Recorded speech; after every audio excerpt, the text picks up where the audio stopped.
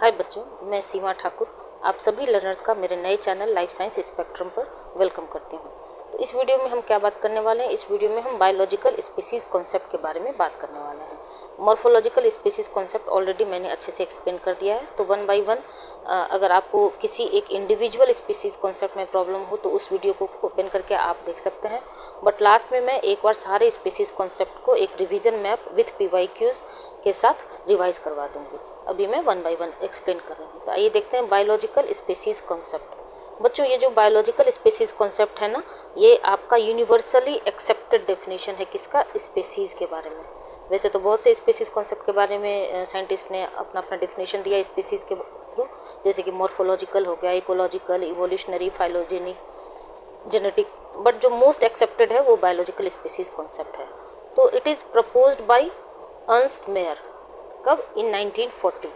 और ये सारे कंटेंट मैंने already Telegram channel life science spectrum के नाम से ओपन है, वहाँ मैंने शेयर कर दिया है। तो नोट्स के लिए आप इधर उधर मत भागिएगा, वहाँ आप जाके नोट्स ले सकते हैं, प्रिंट आउट करा सकते हैं, जैसी आपकी इच्छा हो। आइए स्टार्ट करते हैं। Group of interbreeding population. Biological species concept में जो मेन की वर्ड है वो क्या है? Interbreeding population. मीन्स अगर किसी एरिया में कुछ इंडिविजुअल रह रहे हैं और वो आपस में इंटरब्रीड कर सकते हैं तो हम उसे कहेंगे कि बायोलॉजिकल स्पीसीज कॉन्सेप्ट के अंतर्गत ये आता है, वो एक स्पीसीज कहला सकता है। तो species as a group of interbreeding natural population that are reproductive isolated from other such groups. और अगर वहाँ कोई और अदर सच ग्रुप किसी दूसरे एरिया में है और वो रिप्रोडक्टिवली आइसोलेटेड है। रिप्रोडक्टिव आइसोलेशन मतलब क्या हुआ कि एक एरिया में जो इंडिविजुअल रह रहे हैं वो दूसरे एरिया में जो इंडिविजुअल रहते हैं उससे इंटरब्रीड नहीं कर सकते हैं, वो रिप्रोडक्टिवली आइसोलेटेड हैं, तो हम कहेंगे कि वो डिफरेंट स्पीसीज है। अगर वो आपस में इंटरब्रीड कर सकते हैं तो हम कहेंगे ये सेम स्पीसीज है। अगर वो नहीं कर सकते हैं तो हम कहेंगे कि आपस में इंटरब्रीड अगर नहीं कर सकते तो हम कहेंगे ये डिफरेंट स्पीसीज है। अभी मैं और अच्छे से डायग्राम से भी आपको एक्सप्लेन करूंगी, बट अभी आप दो कीवर्ड ध्यान रखिएगा। क्या क्या? एक इंटरब्रीडिंग पॉपुलेशन और दूसरा reproductive isolation. According to biological species concept, ability to produce viable and fertile offspring means जो ऑफस्प्रिंग प्रोड्यूस करे वो वाइबल, लाइव होना चाहिए और फर्टाइल भी होना चाहिए, ऐसा नहीं है कि इनफर्टाइल हो। Distinguishing species based on reproductive isolated mechanism. और ये जो डिस्टिंग्विशिंग कैरेक्टरिस्टिक है वो किससे कैटेगराइज किया जा सकता है? तो रिप्रोडक्टिव आइसोलेशन से। रिप्रोडक्टिव आइसोलेशन का क्या मतलब हुआ?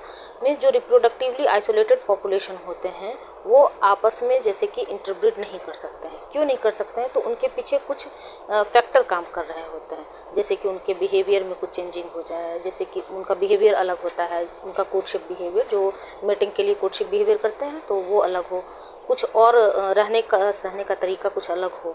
तो ये कुछ रिप्रोडक्टिवली आइसोलेटेड ऑर्गेनिज्म का, जैसे behavioural differences and geographical barriers. Means कुछ ऑर्गेनिज्म एक एरिया में एक आइलैंड पे सर्वाइव कर रहे होते हैं और दूसरा कहीं बहुत दूर जियोग्राफिकली डिस्टिंग्विशेबल जो आइलैंड होता है वहाँ सर्वाइव कर रहे होते हैं। तो वहाँ पर जियोग्राफिकल बैरियर काम कर रहा होता है। तो ऑब्वियस है कि एक आइलैंड पे जो ऑर्गेनिज्म है वो उनको अगर रिसोर्स अच्छा मिले तो वो आपस में ही इंटरब्रीड कर सकते हैं, तो उनको दूसरे जगह जाने की ज़रूरत ही नहीं पड़ती है। तो ये जो बिहेवियरल डिफरेंसेस होते हैं या फिर जियोग्राफिकल बैरियर्स होते हैं वो रिप्रोडक्टिवली आइसोलेट करते हैं एक पॉपुलेशन को, एक स्पीसीज को दूसरे स्पीसीज से। तो हम कह सकते हैं कि दो अलग अलग जियोग्राफिकल एरिया है तो वो रिप्रोडक्टिवली आइसोलेटेड पॉपुलेशन है और वो डिफरेंट स्पीसीज को कैटेगराइज करता है। जैसे कि मैं हाइपोथेटिकल डायग्राम से आपको समझाती हूँ। सपोज करिए एक ये एरिया है जिसमें ABCDEF कुछ इंडिविजुअल रह रहे हैं, दूसरा एरिया ये है जिसमें ABCDEF कुछ इंडिविजुअल रहते हैं। ये दोनों ही आपस में कैन इंटरब्रीड, तो हम क्या कहेंगे? ये सेम स्पीसीज है, ये आपस में इंटरब्रीड करते हैं, तो ये रिप्रोडक्टिवली आइसोलेटेड नहीं है, तो इस वजह से हम क्या कहेंगे? ये सेम स्पीसीज है। वहीं पर एक एरिया ये है, एक आइलैंड मान लीजिए ABCDEF रह रहे हैं और ये दूसरा एरिया है जहाँ PQRST, ये जो PQRST है या फिर ABCD है वो मैं इंडिविजुअल को डिनोट कर रही हूँ, लेकिन ये आपस में इंटरब्रीड कैन नॉट इंटरब्रीड। क्यों नहीं इंटरब्रीड कर सकते हैं? क्योंकि ये रिप्रोडक्टिवली आइसोलेटेड पॉपुलेशन है। रिप्रोडक्टिवली आइसोलेटेड क्यों है? क्योंकि हो सकता है कि इनके बिहेवियर में जो ABCDEF है और ये जो PQRST है इनके बिहेवियर में डिफरेंसेस हो या फिर कोई जियोग्राफिकल बैरियर काम कर रहा हो, तो ऑब्वियस है कि यहाँ का ऑर्गेनिज्म यहाँ नहीं जाएगा इंटरब्रीड करने के लिए, तो वो रिप्रोडक्टिवली आइसोलेटेड होंगे, तो हम क्या कहेंगे? Different species. तो आप समझ सकते हैं कि कैसे सेम स्पीसीज़ के कैटेगरी में रह सकता है और कैसे डिफरेंट स्पीसीज़ के कैटेगरी में हम रख सकते हैं। यहाँ पर दो कीवर्ड है क्या क्या, एक इंटरब्रीडिंग पॉपुलेशन, तो बायोलॉजिकल स्पीसीज़ को डिफाइन ही इसी से किया गया है, ग्रुप ऑफ इंटरब्रीडिंग पॉपुलेशन। तो हम क्या कहेंगे उसको, बायोलॉजिकल स्पीसीज़ कॉन्सेप्ट के अंतर्गत ये आते हैं।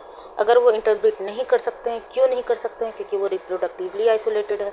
रिप्रोडक्टिवली आइसोलेटेड क्यों है, क्योंकि वहाँ पर बिहेवियरल डिफरेंसेस हैं, जियोग्राफिकल बैरियर्स हैं, इस वजह से कहेंगे कि ये दो अलग अलग डिफरेंट स्पीसीज़ हैं। ठीक है, और देखिए यहाँ देखिए ये मैंने तो हाइपोथेटिकल डायग्राम से आपको समझाया। ये देखिए दोनों बर्ड जो है आपका क्या है, ये है आपका वेस्टर्न मिडोलार्क और ये है ईस्टर्न मिडोलार्क।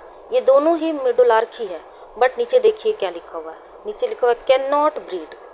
ये आपस में ब्रीड नहीं कर सकते हैं, कैन नॉट इंटरब्रीड, क्योंकि इनको जो कोर्टशिप के लिए सॉन्ग परफॉर्म करते हैं वो डिफरेंट सॉन्ग का यूज़ करते हैं एंड डिफरेंट बिहेवियर, इनका बिहेवियर भी डिफरेंट है।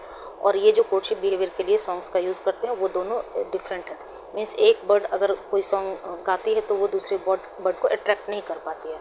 और इन दोनों के बीच में ऐसा क्यों हो सकता है इन दोनों के बीच में कोई जियोग्राफिकल एरिया काम कर रहा हो, ये किसी दूसरे आइलैंड पे सर्वाइव कर रही हो, ये किसी दूसरे आइलैंड पे सर्वाइव कर रही हो, तो ये दोनों एक दूसरे से इंटरब्रीड नहीं कर सकते हैं, नहीं कर सकते। तो हम क्या कहेंगे कि ये दोनों डिफरेंट स्पेसीज है। आप देख रहे हैं दोनों मिडोलार्क, बट इनके बिहेवियर की वजह से, जियोग्राफिकल बैरियर की वजह से दोनों को हम डिफरेंट स्पेसीज कैटेगरी में रखेंगे। अब और अच्छे से क्लियर हो गया होगा। तो जैसा कि मैंने आपको बताया है कि सारा कंटेंट मैं लाइफ साइंस स्पेक्ट्रम के नाम से जो टेलीग्राम चैनल ओपन है वहाँ मैं शेयर कर दिया करती हूँ। वहीं पर आपको वीडियो भी मिल जाएंगे और नोट्स भी उसी के आगे पीछे मिल जाएंगे। ठीक है, तो इसके बाद हम डिस्कस करेंगे कौन सा, बायोलॉजिकल हो गया, मॉर्फोलॉजिकल हो गया, अब हम इकोलॉजिकल डिस्कस करने वाले हैं। तो बच्चों इस तरह से अगर ये कंटेंट आपके लिए किसी तरह से भी हेल्पफुल हो और मेरे पढ़ाने का तरीका आपको बहुत ही नेचुरल और सिंपल तरीके से हम पढ़ रहे हैं, जो हिंदी मीडियम वाले स्टूडेंट भी हैं उन्हें भी कोई दिक्कत नहीं होगी, वो अच्छे से कॉन्सेप्ट गेन कर सकते हैं। और 1 बाय 1 मैं जब पूरा कॉन्सेप्ट क्लियर हो जाएगा तब मैं आपको प्रीवियस ईयर क्वेश्चन भी सॉल्व करवाऊंगी। वैसे कि फर्स्ट वीडियो में जो स्पीसीज कॉन्सेप्ट वाला है उसमें मैंने प्रीवियस ईयर क्वेश्चन भी सॉल्व करवाया है, वहाँ से भी आप देख सकते हैं। तो अगर ये वीडियोस आपके लिए कहीं से भी हेल्पफुल हो तो लाइक शेयर एंड सब्सक्राइब जरूर करिएगा, अपने दोस्तों में भी शेयर करिएगा, और कुछ भी फीडबैक देना हो तो कमेंट सेक्शन में जरूर बताइएगा। मिलते हैं नेक्स्ट वीडियो में, तब तक के लिए थैंक यू।